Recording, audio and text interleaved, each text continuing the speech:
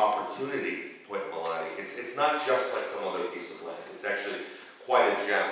It's also limited by the amount of transportation, the amount of roads that can get to it.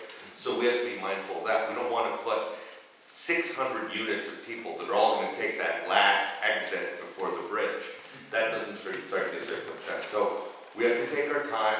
It's not going to be one thing. It's going to be dozens of things. But we have to really have this conversation in public.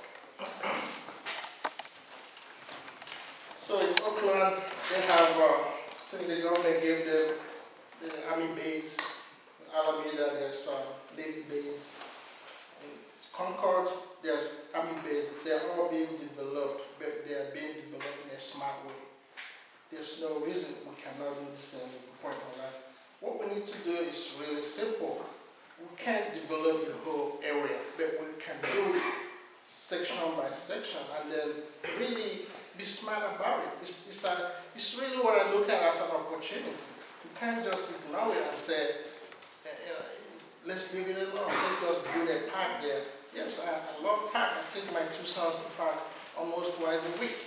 But we also need some economic development in Richmond. And we can't have a real opportunity there and then ignore it. And then we are struggling for jobs for folks in Richmond here can't even have a job that pays them $25 or $15. So what we need to do is develop that park, that area. The other issue here is, I think the question can be twisted around, is do we trust the current council to do anything? And based on history, I can tell you we cannot trust them, because every other community are developing their base that is given to them by the government for economic development. Doesn't mean that we'll go crazy and build skyscrapers there, but we want to build smart. That's really what we need to do there. And then I've taught project management in school. So you build sections, you just don't build the whole area. So we approach it from a smart approach. I think many of them have said that, yeah, that's what we need to do. It's not too complicated, but we can make it too complicated by saying let's build everything at one time. That's not really what I would suggest we do. But we need to build and build smart. Thank you, ladies and gentlemen. Point Milani, I was involved in Point Milani and still am. I think there's a whole bunch of facets for that. One is we need nature. We need to make sure nature is out there and people can go out and camp and fish and do whatever. Convention center. I believe that we can do a very nice convention center in Point Milani. The Moscone Center in San Francisco is always overfull. They don't have enough room for the people there. We're just across the bridge to Sausalito and San Francisco, and we're going to be putting the ferry in the next year or so. So we will have transportation there. The homes up there, B&B, bread and breakfast, they would be real nice for that, for short-time rentals, because they're already constructed. We wouldn't have to build anything else. Jobs. And then also the Wine Haven would make a very, very nice restaurant and wine tasting center. But you know, this is why you have to call your friends and neighbors and say, you know what, we got to get Corky back on that council. Because when you listen to people like Mr. Rogers, who is closed mind and says, oh, nobody's going to come there, they can't do this, they can't do that, stop thinking for somebody else's money. Allow them to come out and spend their money. If they fail, so what? We get half of their money for free and we move on to the next person. It's just like anything else. But you know, you got to be able to think outside the box and move forward. And these are some of the things that I am thinking for Point Milani. And then finally, you can say whatever you want to say about Point Milani and whoever they meet with, any other person or whoever many people they meet with. But you know what? Count to 4, ladies and gentlemen. If you don't have 4 people on that council that can come together, I don't care what the public says, because 4 council people can put themselves in jeopardy in the next election, but they still pass, just like they did Measure U. So, and then you know, take a look at the council today. There's no unity on that council. They say I was destructive. So, okay. This way. Hold on, this way. This way. One way or the other. So please, share your thoughts with us regarding the proposed Richmond District Elections Initiative. Are you in favor of having each member of City Council represent a particular district so that each neighborhood gets an equal voice? Why or why not? How long? Yeah, somebody that's had to deal with the county on several different issues going through the supervisors. When it came to, I'm not for district elections, I'm just gonna say that flat out. When it came to places that already had district elections, I was for people electing who they wanted to be in their own district and not the actual supervisors or council people picking which district they actually represented. If we do have district elections, it should be the people to elect those they want to represent their district. But in terms of different district elections in general, I never was really in support of it because dealing with it so many times at the county, I just seen so many people just kind of cop out like, oh, well, that may be an issue for you, but these are just an issue for my constituents as well. So it just seemed like a way where you weren't accountable to all of the county, or you weren't, or in this case, you wouldn't be accountable to all of Richmond. You would just find yourself being more accountable to the issues of your constituents, which is good. But if we're really going to be elected to do something, we need to be accountable to everybody. I mean, us, if we're elected as elected officials right here, we're elected by all of you. Therefore, we need to listen and address all the issues and concerns that come up, and not necessarily play favoritism. That's the reason I'm not too into district elections, because if people feel like there's a lot of political separation and segregation now, I think that's only going to exacerbate the situation if we promote district elections. And if people feel like they haven't been represented up to this point, that is a problem, and we need to fix that problem and make sure that people feel represented by their elected officials. So that's just my general stance on district elections.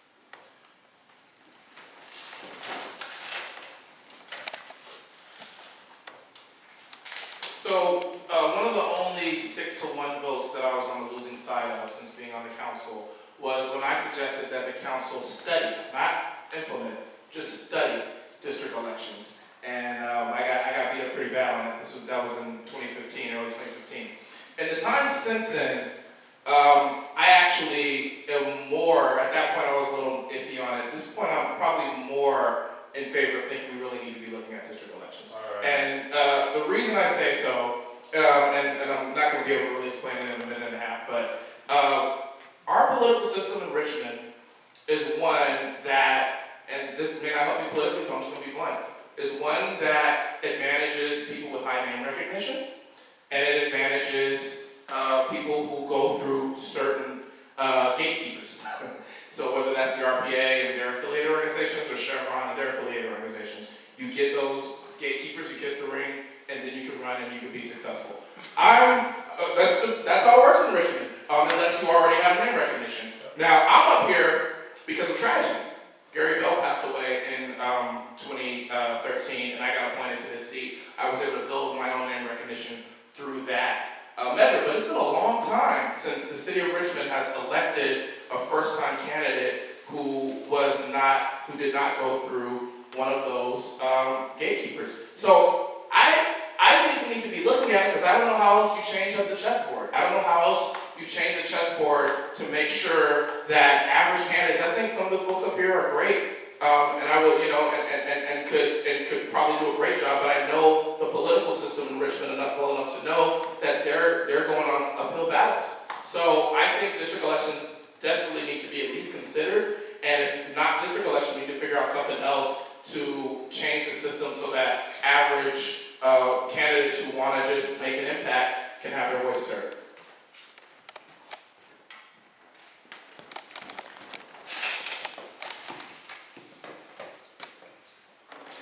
I'll tell you when you have 30 seconds.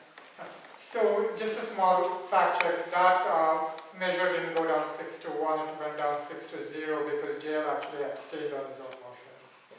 But saying that, I'm opposed to it, and I do agree with most of what JL said about the advantages for it, but there are disadvantages also. The main thing is, try to think about what the map would look like. There would be 6 districts, okay? Hilltop, May Valley, Carriage Hills areas would get 2, the rest of Richmond would get 4. There would basically be 1 or maximum 2 districts that would be mainly low-income minority districts. 1 or maximum 2. And as a person for whom social justice is really important, I think those communities already don't have that much of a voice. I'm on the Housing Commission, I'm the council liaison. I basically know that City Council doesn't care much about low-income housing. For the last many years, they have been milking the housing authority. That is what the hot audit says. And basically, people don't care. We are pushing through a so-called rent control just cause measure. 30 And seconds. we were told by staff that that has already taken 526 Section 8 housing units off of Section 8 in just last year. So I just don't want their voice to be diminished even further. And what I say to you is this: when you contact me, I never ask you which neighborhood council you're from. I answer your questions. Why don't you want access to all 6 council members instead of having access to just 1? Thank you. Well, you in the valley have been very fortunate. I recall when we had 3 or 4 council members, Allison, Bob Campbell, and myself serving this area. Then we had Fritz Allen, then we had John Marquez. You've had an abundance amount of council members serving your area. I'm opposed to district election because it's who's going to determine the districts. If we got the power structure that we have now with the RPA in control, you can bet they're going to gerrymander it, so they're going to make sure their candidates get elected. The other thing that is very interesting is that I've always represented the entire community, irrespective of where I live. It's like a family. You represent those that are in need, not so much whether they are next door to you or where they are. Lastly, think about Corky Bouze.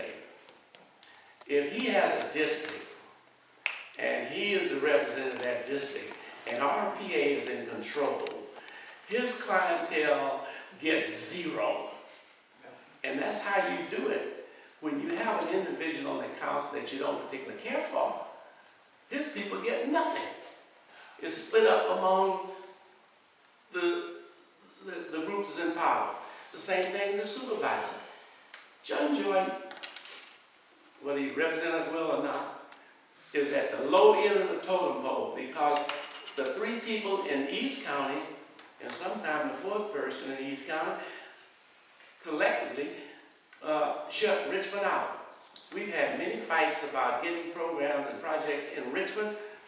John can't get it done because he's not part of that elitist group in East County. So I'm opposed to district election. We ought to represent everyone. And I think that's just like President of the United States. You represent everybody. I'm also opposed to district elections. If I agree, then jail has an interesting argument about that you have to have either Chevron or the RPA to be viable. That may be true sometimes, certainly wasn't with me. Chevron's been neutral on me at times, they've attacked me at times. The RPA has been neutral on me, they've attacked me at times also, but neither has ever done a big campaign for me. So I don't think it's quite as simple as what Jael said. The main concern I have about district elections is that when we have development proposals, there are 2 different arguments, and I think both of them have validity, and I want a fair fight. One is, of course, the argument from people in the neighborhood about the problems for them, and traffic and views and this, that, and everything. The other one is the broader argument for the city as a whole. We need the tax base for new development, we need the jobs, et cetera, et cetera. Now, I see some logic in both of those, but under district elections, it's an unfair fight. Why? Because the person in the neighborhood where you're having the development, they're going to be with the neighborhood. Let's say it's something that the neighborhood strongly objects to. They're voting there all the way. But what about the other 5 people? They're not getting that push. They're not getting pushed by the neighbors in the same way. And that's my key objection. They're still getting pushed by the other arguments, they're still getting pushed to the extent that campaign contributions and the old buddy system, all that have an influence. They're still getting pushed by that, but they're not getting pushed back because they're not representing that district. And I don't think that's a fair fight. I want to have a fair fight where council members are really listening carefully to both sides of the argument, because both sides have a lot of validity, and I care about them. And I think with district elections, I think we lose that. If we're Los Angeles, where we have districts of 500,000 people, yeah, I agree with that. You need to have the districts in order to be in touch with your constituents. But we're not like that. We're not that large. Thank you. I have some really close friends of mine.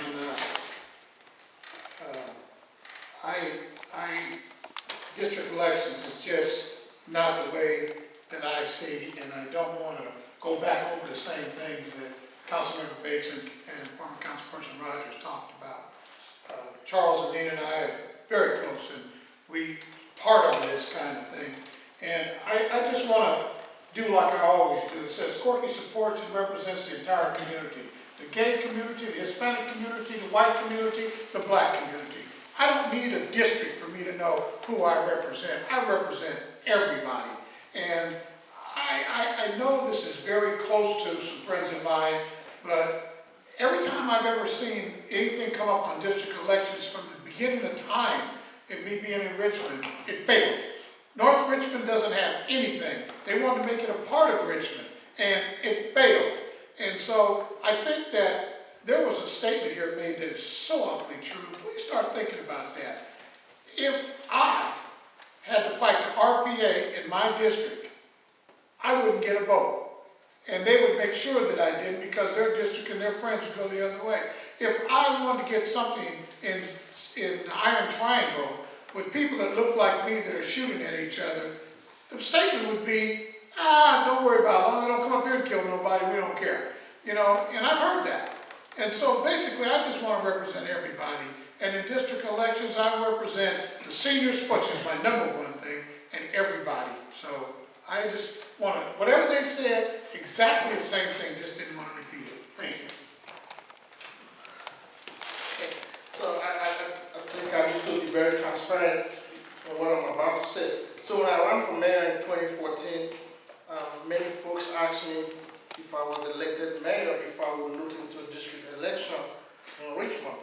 And I wasn't elected mayor. However, I still kept my promise. I did some research, contrary to what you're hearing here. There are actually groups that their job is to work with district communities to do a district, to redistrict your neighborhood. So it's not as what you're hearing here. Folks don't know facts and they don't want to know facts. So I did spend some time after the election and met with a group that is over at UC Berkeley Law School, and they are the ones that do district election in the whole state. They were actually set up by Sacramento. Actually, Sacramento set them up. So I looked into it, met with them, and then we formed the district election committee. I brought in Caesar and Charles. Charles was one of the folks I made that promise to in 2014. So we set up that, and then after a while I stepped aside. But it's something that we need to look into.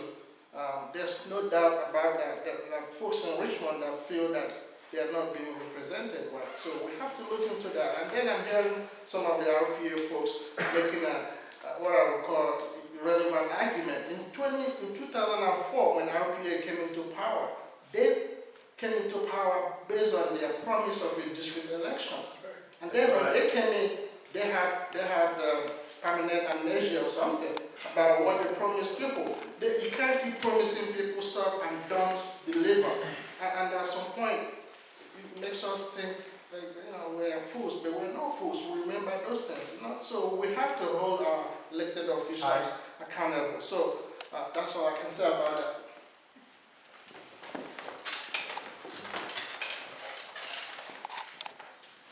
There's only one elected official at the time. It's still not elected official. Now, RPA came into office based on their promise of a district election. Go check the facts.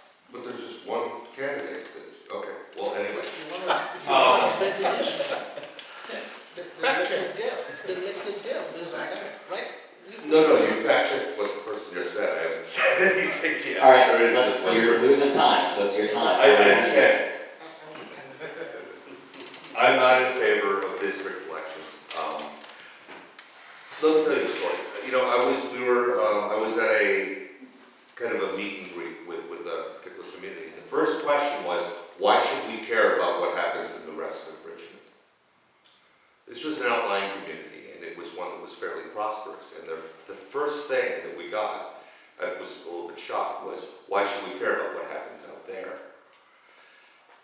And I don't want to represent, I don't want to represent just groups of people that don't think of themselves as part of one thing. I believe that district elections would divide the city, which already has enough geographic, economic, and social divisions. I think we have to try to bring the different parts of the city together rather than apart.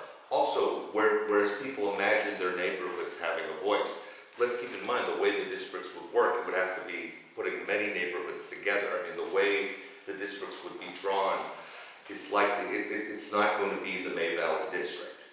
It's likely to be a district of you, and some of your neighborhoods that you agree with much of the time, and some that you don't agree with a lot of the time.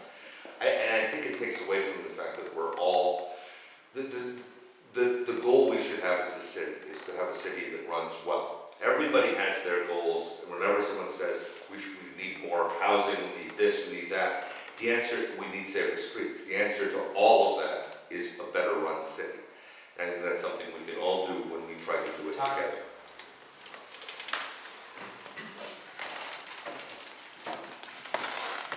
Call me mind reader, but a few months ago I told you every 2 years you will see your elected officials in front of you asking you for their vote. You will see them again in 2 years, and so forth and so forth, but you will not see them in between. Accountability is what district election brings. If you don't go to those neighborhoods, and if that neighborhood does not give you the votes that you want, where do you go? To the neighborhood that will give them to you. You will not be accountable to this neighborhood. If you guys don't vote for someone up here, they'll remember it. And they won't come back again. They'll come back when you've forgotten. The reason this question is up is because a lot of us feel like we're not being represented.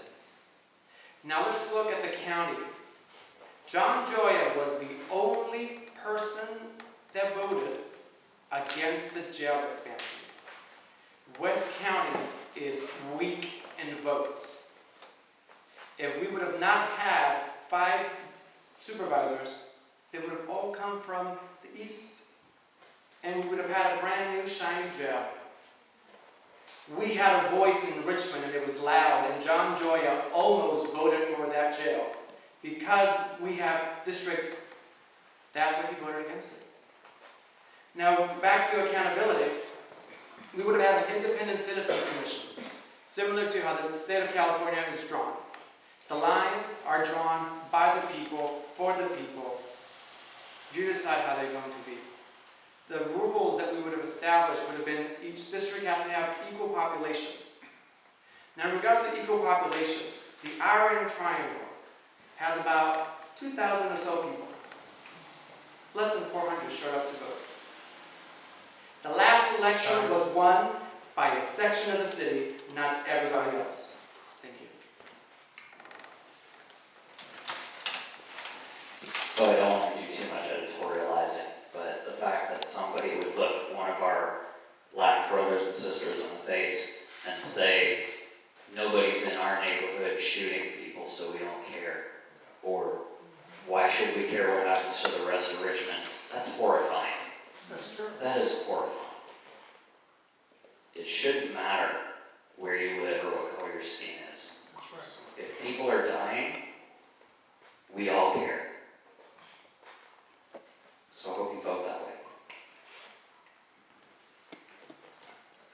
We don't have a whole lot of time for questions, but I'm going to try to get through at least one or two. We're going to keep answers short on this one. If you don't have something specific to say, feel free to pass the mic. First question, start right here in the middle. First question, 1 minute. Okay. First question, what is being done to curb freeway shootings locally and other random violence?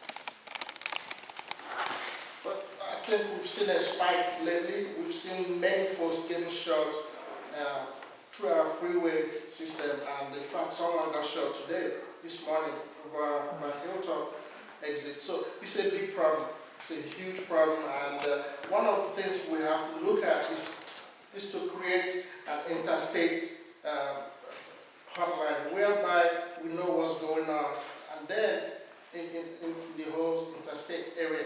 Then the other thing we need to do is invest in cameras, invest in more security cameras across the entrance and the exit areas in the freeway. So, because most of the shooting, I think in fact Concord is doing exactly what I said. They're investing money in freeway cameras. That's really the most important thing at this point, is to invest in cameras where we can actually find out who's doing the shooting and when it's being done. Because we can't, one thing we can't do is to have police patrolling there every minute. We don't have that kind of resources. But we have resources, and we should invest in more security cameras across our freeways that will come forward. Time. Freeway shootings are a terrible thing, and as you know, I was the founder of the Tent City Peace Movement, where we had all those shootings in downtown Richmond. I work very closely, and you'll see on my brochure, with Dan Romero from Hercules to get the Highway Patrol and the county to put up the extra cameras. That's what we're doing to curb that kind of freeway shooting. And that's happening all the way from Antioch, Brentwood, all the way around here. It shouldn't happen anywhere. That's horrible. Thank you. I think the cameras are obviously good. I won't comment on that more.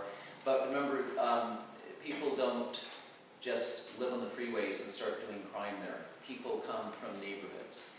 And it's important that we have a city that's doing what we can to make sure that people are not getting into these criminal activities in the first place and to catch them if they do. I'm very proud of the Office of Neighborhood Safety.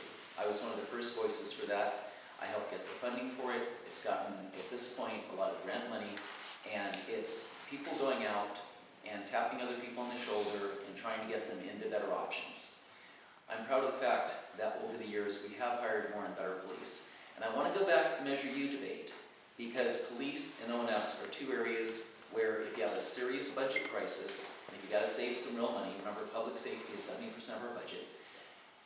If you got a real crisis, you got to start cutting there. And again, for the people who continue to say that Measure U was a mistake, I got to ask them, when we talk about freeway shootings, do you really want less ONS people trying to prevent that? Time. Do you really want less of our police trying to prevent that?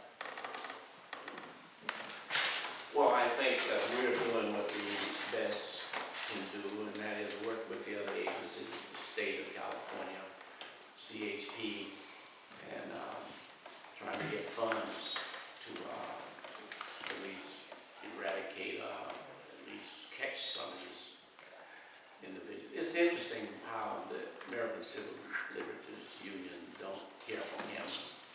I don't know if you've ever been to China, but anywhere you go in China, the cameras are there.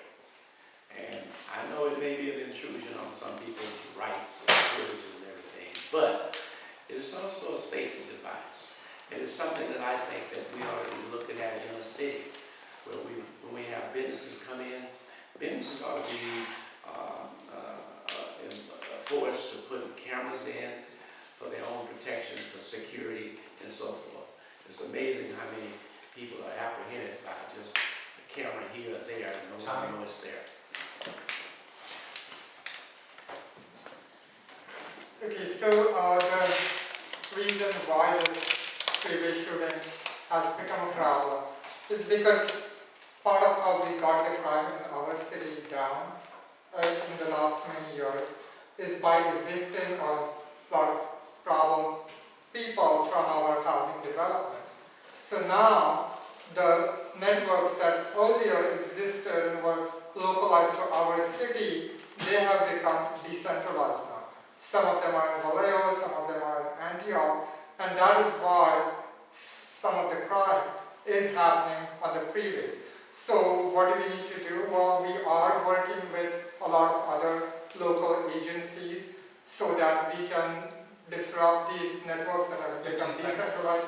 Now, also this year we worked with Assembly Member Tony Thurman and got close to $2 million from the state to work precisely on this problem.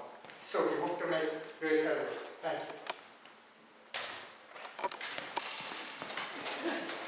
Yeah, so this is an issue where you have to take a regional approach, and I think some of the other folks up here have talked about some of what's been happening, and that is happening in our city with our neighboring cities, and conversations with the state on how to do that. But let me talk a little bit about the broader issue of crime and violence in our community. I agree, Jim Rogers is right. The Office of Neighborhood Safety is one of the most successful programs that I think the city of Richmond has. And I think it's a program that, if you look at when that program was fully funded, that's when we saw the homicide rate dropping dramatically. So I want to get back to supporting programs like that, making sure that we're supporting community policing, but also make sure that we're investing in our young people. I haven't talked about it all today, but you know, when I first ran on establishing the Richmond Promise. There are close to 400 young people taking advantage of that program today. I also took a lead in getting Richmond involved in my Brother's Keeper initiative, which helps provide other resources for our young people, all which is funded without hitting the general fund. So we need to support more things like that.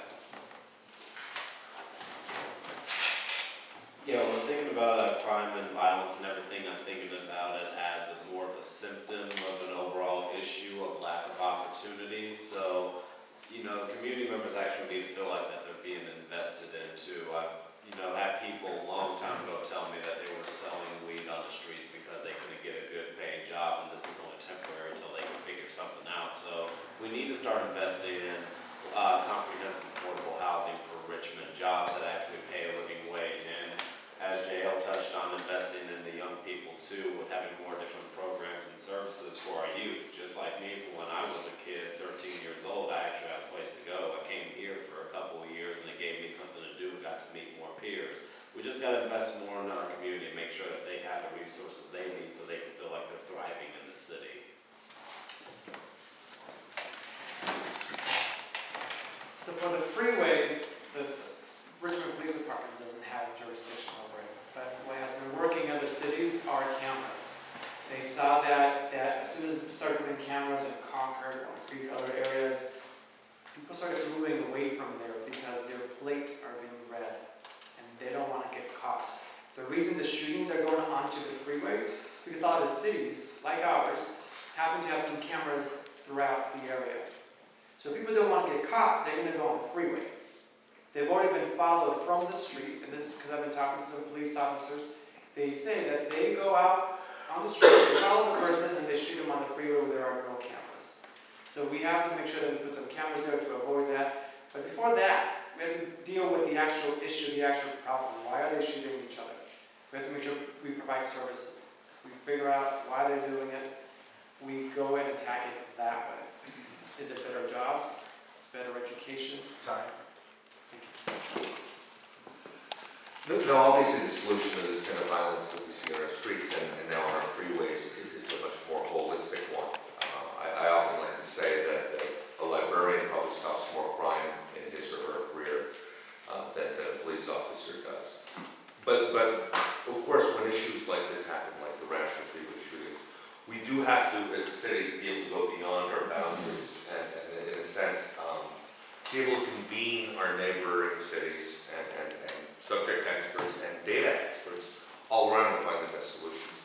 Cameras are part of the solution, but I do feel like we should keep in mind, we're not London, we're not going to have cameras on every block and be able to follow everybody everywhere, and that might not be the best use of our resources anyway.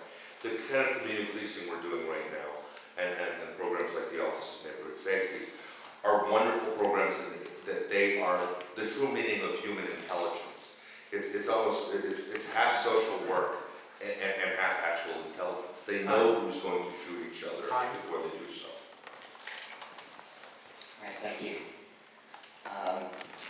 Again, we're going to try to get through this one quickly as well, so a minute per answer, and if you don't have a response, that's fine, just pass the mic. What is your plan for bringing good paying private sector employment to Richmond, i.e. permanent career jobs, not temporary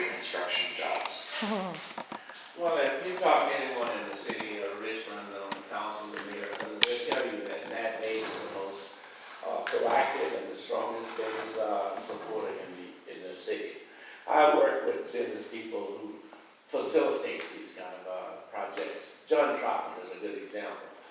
We worked with John, and Amazon is located up there. Those are good paying jobs, but it doesn't have to have a high school, a college degree. I worked with a group called Richmond Golden Gate Meat Company. We worked together, and we brought in 100 jobs from San Francisco. These are the kind of things that you got to do. You got to, one, step up front, set a different image for the city, improve it so that you can encourage people to come in. They're not coming in here because there's a lot of negativity here. But if you go out and work with businesses, they will come forward. But you got to get City Hall to move projects. Time is M-O-N-E-Y, and therefore you can't stall the project. Other way. This way. Yep. Thank you. I think before we talk about bringing jobs to Richmond, we need to first talk about what does that really mean? Or do we have a situation where jobs are in Richmond, but the people are not from Richmond? And that's actually what's happened a lot.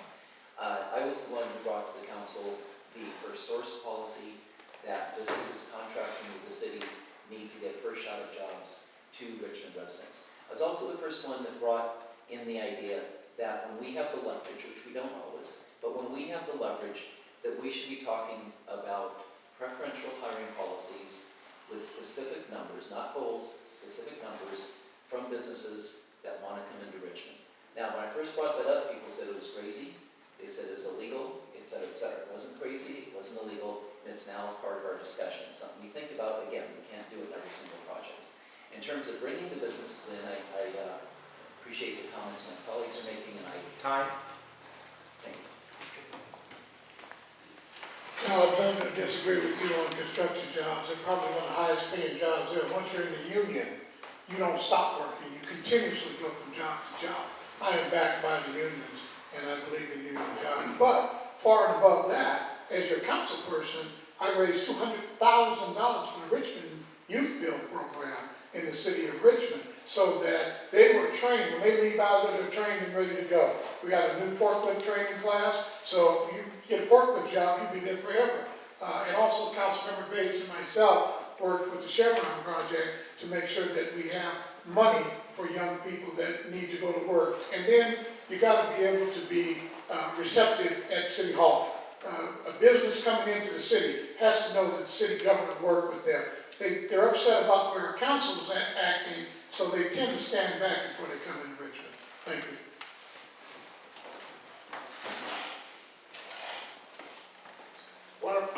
One of our biggest issues in Richmond is lack of workforce that are trained.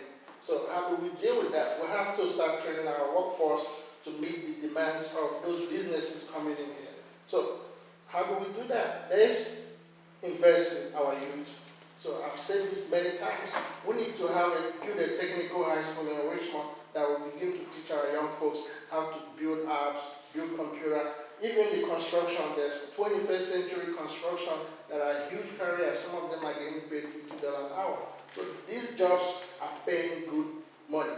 So then we look at our port. We have to, again, expand our port into African market. Right now we're only in China. Let's expand the market to African market. That's really the biggest market going on now. So expand that, we create more jobs.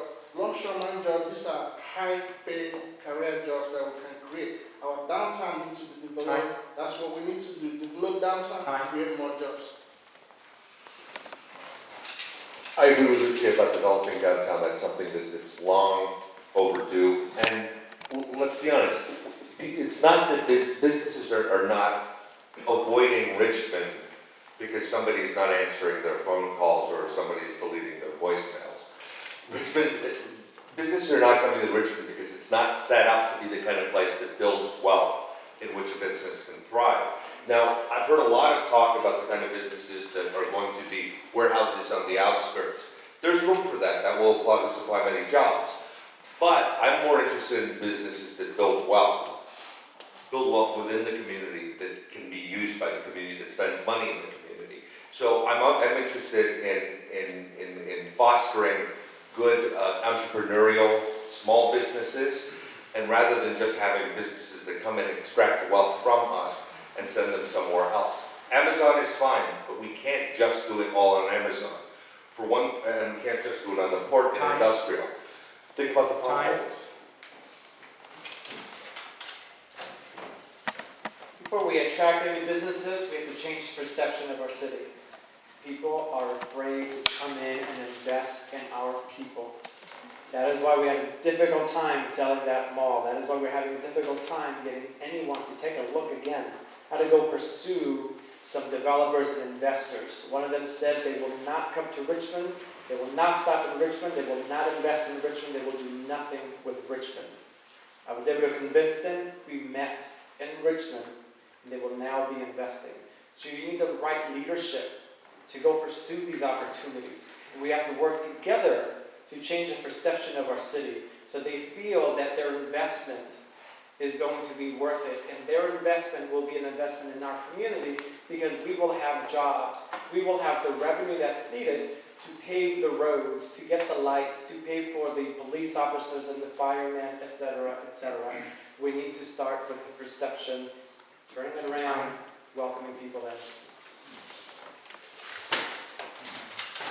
I'm a big believer of bringing people together that have expertise in these kinds of things. So if I know that there are people that are working on attracting businesses like Richmond Main Street or anybody who's interested in working on a committee with their council member or coming together to figure out what is missing in Richmond, what is needed in Richmond, and how do we do the necessary outreach to go bring these elements into Richmond. But on top of that, if we are bringing in big industry jobs and career path jobs, we want to make sure that these are also jobs that actually pay a living wage and that actually give enough resources to the residents so our internal city can actually thrive. Because if you're spending most of your money in the housing and other bills, you're not having enough money to invest it back in the community just to keep a nice steady flow of track of our economics. So that's why I'm a big believer in any industry that comes in and needs to be local hired and needs to be at a living wage too.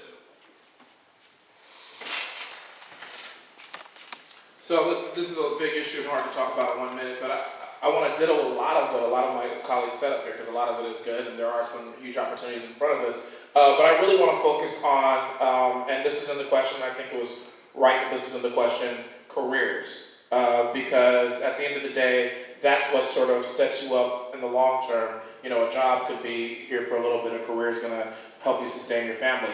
That's why I pushed for the Richmond Promise. I am a product of this community. I saw the difference between my friends who weren't able to have a chance to go to college or have a chance to go to some sort of trade school and folks who are actually able to set themselves up with a career. And there's much more that needs to happen. Uche's right. I think Vinay will say the same thing, that there needs to be a focus on technical education as well. We need to be able to make sure that we're providing every young person in the city of Richmond with the opportunity to get that higher level of education so that they can be successful in some form of career. And that's something that I've consistently championed.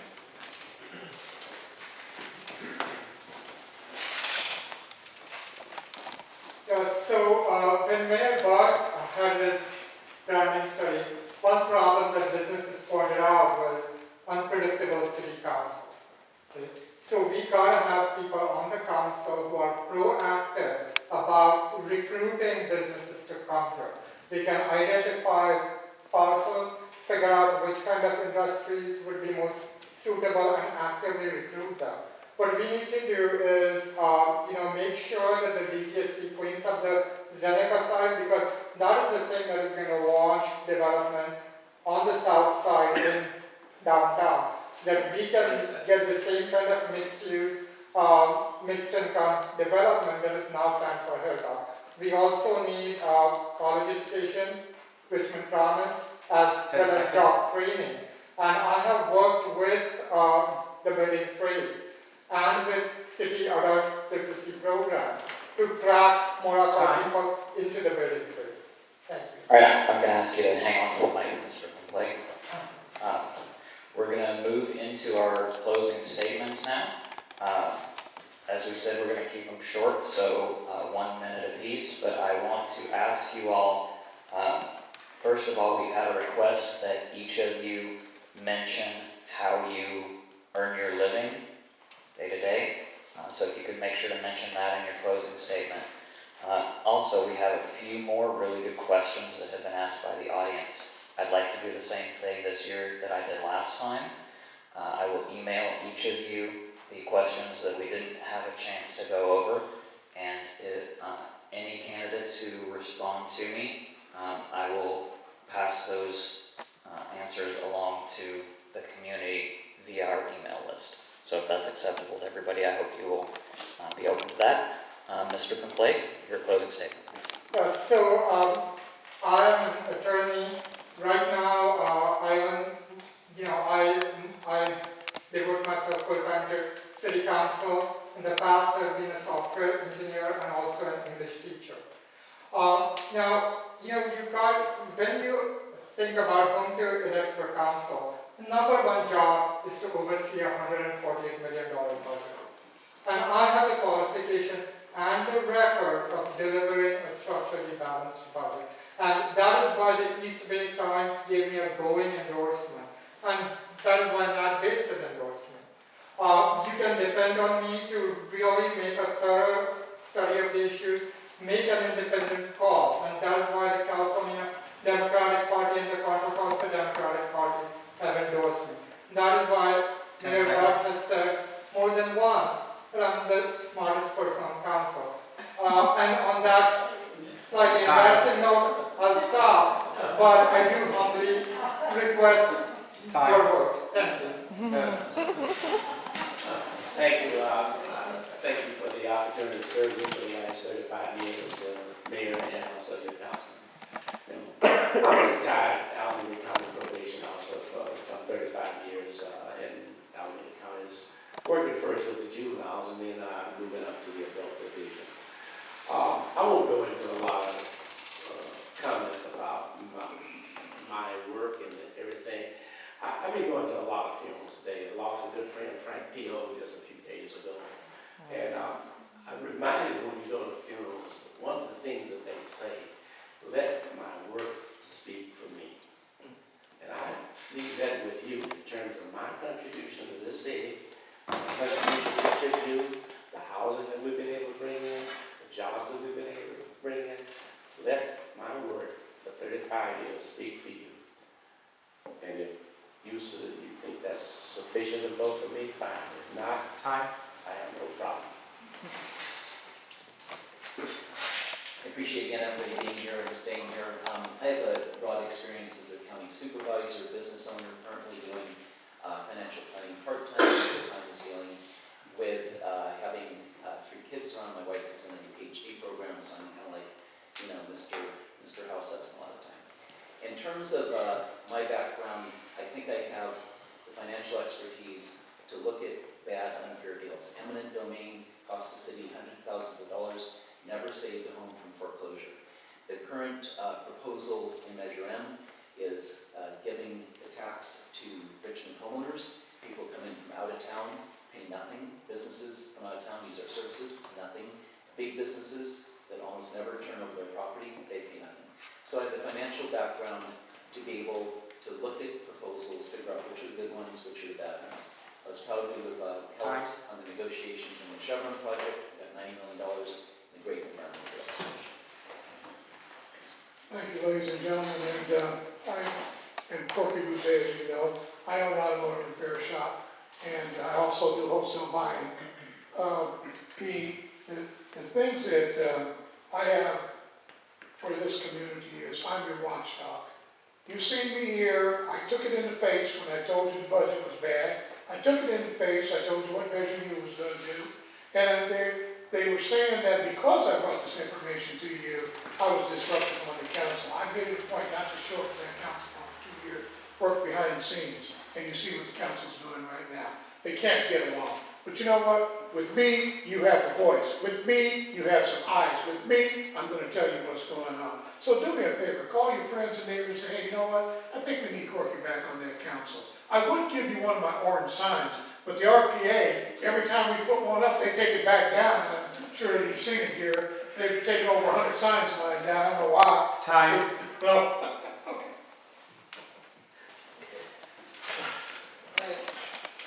Like, I have a law degree and I have an MBA, so after I've taught in college, I've taught business in college, and I'm a business and management consultant. So, 12 days from now, you have a choice. You have a choice to either help Richmond move forward or help Richmond go into bankruptcy. So you have that choice. Everyone here have to make that decision. What's best for Richmond? How do we move Richmond forward? So how do you do that? Let me just give you an example here. You have 3 choices here. You don't have to select 3 people. Obviously, you know that. So you make choices. You select 3 if you find 3 good folks here that can help us move forward. If you can't find 3, you select 2 folks. And if you can't find 2 folks, you select me as the best choice. Like you I'm also smart, but we need some smart folks there who can actually move things forward. Thank you. I'm going to miss hearing that.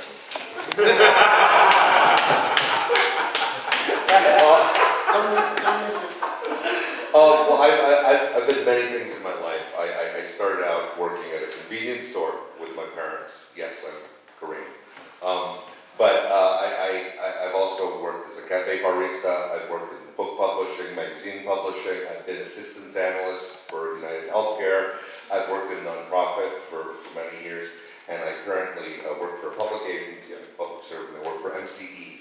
So I am very interested in environmental issues. That's why I'm supported by the League of Conservation Voters and the Sierra Club. When I first moved here, my wife called a member of the city council and said, why can't we have more green jobs? And he said to her, our children are not smart enough to do green jobs. Please, on November 8th, vote for someone that you can have faith in. But please also vote for somebody that has faith in you. Thanks.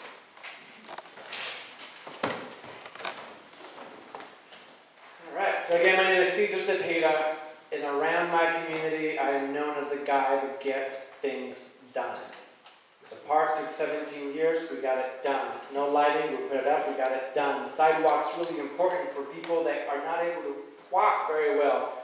Got it done. We get things done. That is why this is my first time running, but I've gotten the major endorsement from the California Democratic Party, the Sierra Club, the sole endorsement of the West County Democratic Club, Mark Desagnier, Tony Thurman, amongst others. The list is long, I only have 30 seconds left. I've been working in this community for a very long time. My community trusts me. My community has asked me to step up. That is why I am running, and that is why I want to be able to represent you, but more importantly, be able to work together to lift up our community together. Thank you. Yeah, so thank you all for tonight. I'm a community organizer, so there's a lot of things that being a community organizer has taught me, and one of the things that's taught me, it doesn't matter what position you're in, it doesn't matter where you come from, we are stronger together than we are stronger alone. Even if one of us is elected with all the issues that we face in Richmond, not one person is going to be a cure-all for all these issues, but the commitment that I give to all the residents is to be able to work together on different issues, because I'm an expert in my community and my community issues, but you're also an expert on your community and your community issues. And the best thing that I can do is work with you to deal with the issues by all of us coming together to make sure things happen and we find solutions. There's been too many circles I've been in where we had problems with no solutions, but working together we found solutions and implemented things to get things done. Not to coin your phrase, I'm sorry. Thank you. Well, thank you all. I think this is the last candidate forum where we're all going to be together. So you guys have had a huge opportunity to close this out for us, Mid Valley. I don't know. I'm not going. But let me just say briefly, I've been so honored to represent this community. My family moved here when I was 6 years old, and the love that I've developed for Richmond has not gone away. When I'm up on that council, I'm thinking first and foremost about the people that I grew up with. So the issues that we face are really, really tough. The next few years, we have to get a hold on the budget. We have to make sure that we're making smart decisions around housing. We have to make sure that we're making smart economic decisions, and we have to get crime under control. Corky mentioned earlier that Dan Bornstein from the East Bay Times grilled us all. When he did that grilling, after he did that, and he's one of the toughest people on budget, he endorsed 3 candidates. I happen to be one of them. I also happen to be endorsed by the Democratic Party, the Sierra Club, Congressman DeSaulnier, Assemblymember Thurman, and a whole range of other people. So I think if we work together, we can really have an impact, be smart, careful, and compassionate. Thank you. A round of applause for our candidates.